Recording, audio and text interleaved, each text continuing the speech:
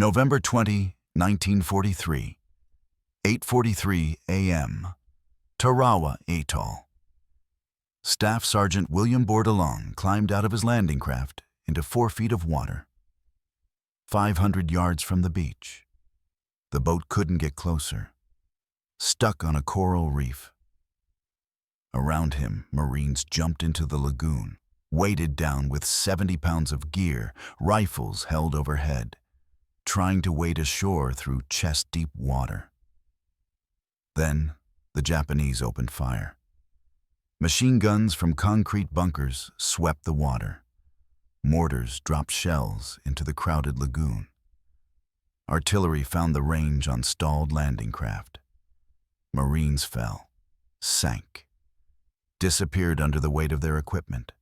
Those who could kept wading, 500 yards, through water, under fire. No cover, nowhere to hide. Just keep moving and pray you don't get hit. This was Tarawa, the first opposed amphibious landing against a fortified position in the Pacific War. And it was going catastrophically wrong. In 76 hours, over 1,000 Marines would die taking an island 2 miles long and 800 yards wide. This is the story of Tarawa, the bloodiest beach in Marine Corps history, and the lessons learned in blood that would save thousands of lives in future battles. Betio Island in Tarawa Atoll was barely 2 miles long, a strip of coral sand with an airfield. Strategically important because it sat astride American lines of communication across the Central Pacific. The Japanese had spent over a year fortifying it. They built hundreds of concrete bunkers and pillboxes, connected them with trenches, positioned machine guns and artillery with overlapping fields of fire, stockpiled ammunition and supplies for a long siege. The garrison commander, Rear Admiral Keiji Shibasaki, boasted that Betio couldn't be taken by 1 million men in 100 years. Nearly 5,000 Japanese troops manned the defenses. They were ordered to fight to the death. American planners knew Betio was heavily defended. They planned 3 days of naval bombardment before the landing. Battleships and cruisers would pulverize the defenses. Carrier aircraft would bomb and strafe. By the time Marines hit the beach, resistance would be minimal. That was the plan. Reality was different. The bombardment was heavy, but brief. Only a few hours instead of days. Many bunkers survived intact, and the biggest problem wasn't firepower. It was the tide. Intelligence predicted the tide would be high enough for landing craft to cross the coral reef and reach the beach. 5 feet of water at least. But the tide charts were wrong, or the moon was in the wrong phase, or local conditions were different than predicted. Whatever the reason, when the first wave of Marines approached the beach, there were only 3 feet of water over the reef. Landing craft grounded 500 yards from shore. The Marines would have to wade in. The first wave climbed into amphibious tractors, LVTs, vehicles that could crawl over the reef and reach the beach. They carried the assault troops directly to shore. But there weren't enough LVTs for everyone. The second and third waves were in conventional landing craft, boats that needed deep water. When they hit the reef and couldn't go further, Marines had no choice but to get out and wade. 500 yards, through water chest deep to a tall man, deeper for shorter Marines, with 70 pounds of gear, rifles, ammunition, grenades, radios, mortars. Some men drowned immediately, stepped into holes in the coral, got tangled in their gear, went under and didn't come up. Others struggled forward through the water, exhausted before they even reached the beach. And the Japanese were shooting at them the entire time. Machine gunners had spent months registering every yard of that lagoon. They knew the exact ranges, where the coral holes were. Where Marines would bunch up, they fired methodically, sweeping back and forth, cutting down men in the water. Mortar teams dropped shells on the reef, on landing craft stuck on the coral, on groups of Marines wading toward shore. Artillery joined in. The water churned with explosions and bullets. Lieutenant William Hawkins led his scout sniper platoon across the reef.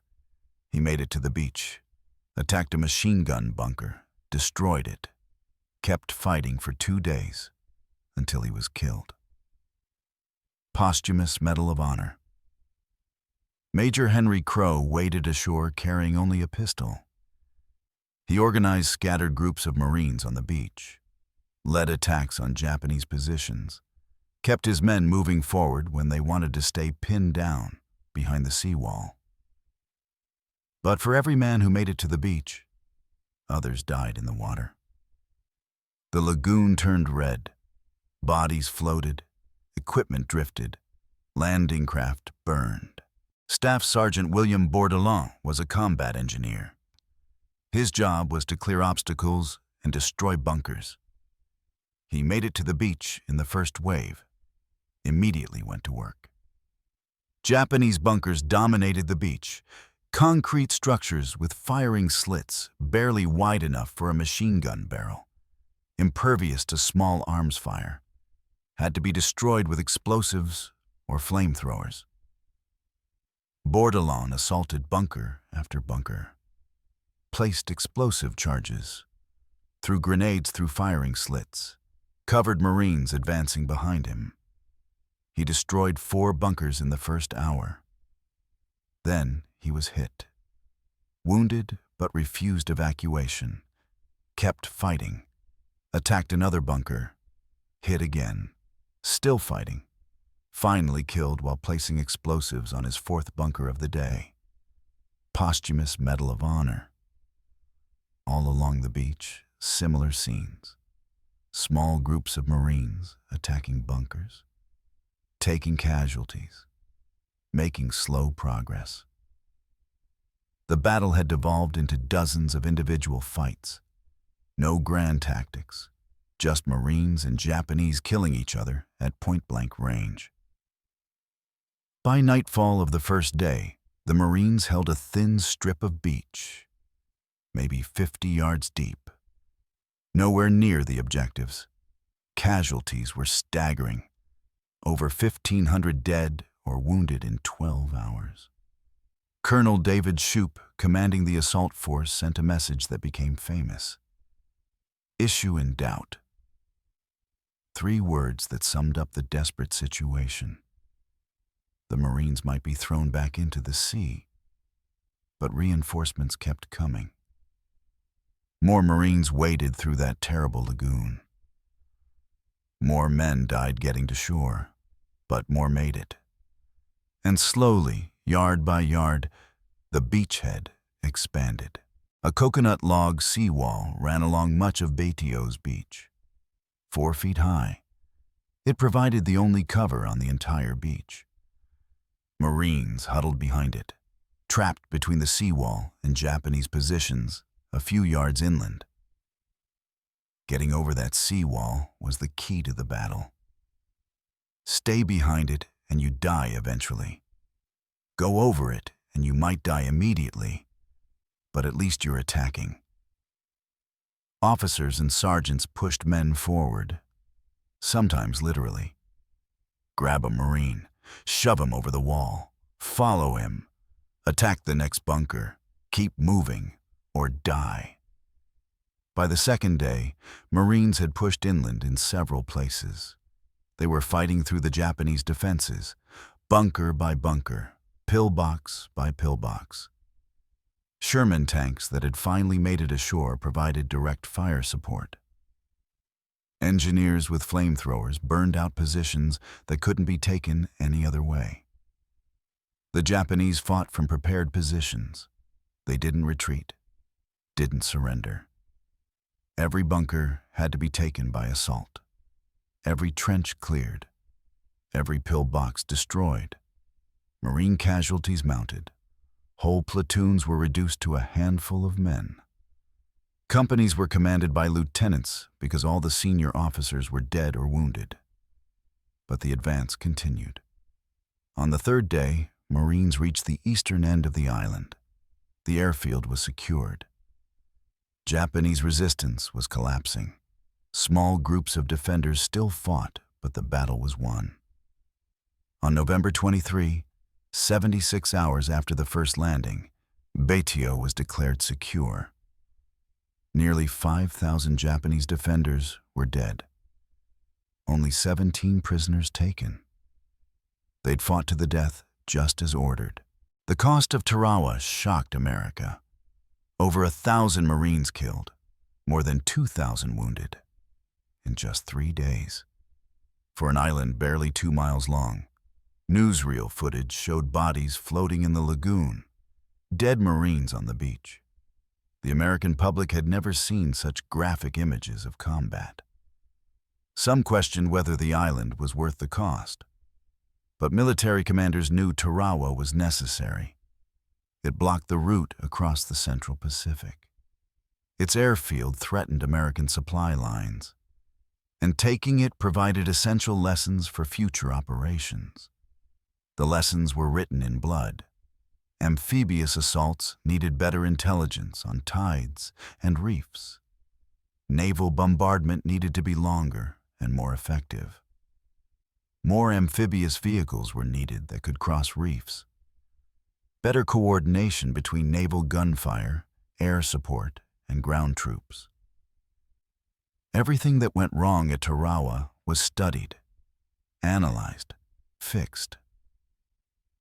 The next major landing at Kwajalein used lessons learned from Tarawa. Casualties were much lower. The assault went smoother. Every subsequent landing in the Pacific benefited from Tarawa. Saipan, Guam, Peleliu, Iwo Jima, Okinawa. The tactics and techniques developed from Tarawa's bitter experience saved thousands of lives. But that didn't make Tarawa any less costly for the men who fought there. Colonel David Shoup, who commanded the assault, received the Medal of Honor. He'd been wounded, but stayed on the beach, directing the battle for 3 days. His leadership held the beachhead together when it threatened to collapse. Staff Sergeant William Bourdillon, Lieutenant William Hawkins, First Lieutenant Alexander Bonnyman, who led the assault that captured a key Japanese strongpoint. All received posthumous Medals of Honor. The 2nd Marine Division suffered 30% casualties. Some units lost half their men. The division would need months to rebuild and retrain before the next operation. Tarawa was the first time Marines faced a fully prepared, heavily fortified Japanese position. The first time they had to conduct an amphibious assault against determined opposition with no element of surprise. The Japanese proved they would fight to the death. No surrender, no retreat. Every position held until overrun. That reality would define every subsequent battle in the Pacific. Today, Tarawa is quiet. The bunkers remain, rusting, overgrown. The lagoon is peaceful. Hard to imagine it was once a killing ground. A cemetery exists on Baitio for Marines who died there. But many bodies were never recovered, lost in the lagoon or buried in the chaos. Tarawa taught the Marine Corps and Navy how to conduct opposed amphibious landings. The lessons were expensive, over 1,000 dead in 3 days. But those lessons saved lives in every battle that followed. Better reconnaissance, underwater demolition teams to scout beaches and clear obstacles, longer naval bombardment, more effective air support, improved amphibious vehicles, better communication between ships and troops ashore. All of these improvements came from Tarawa, from analyzing what went wrong, from learning from mistakes paid for in blood. The Marines who fought at Tarawa knew they were the test case, the first assault of its kind.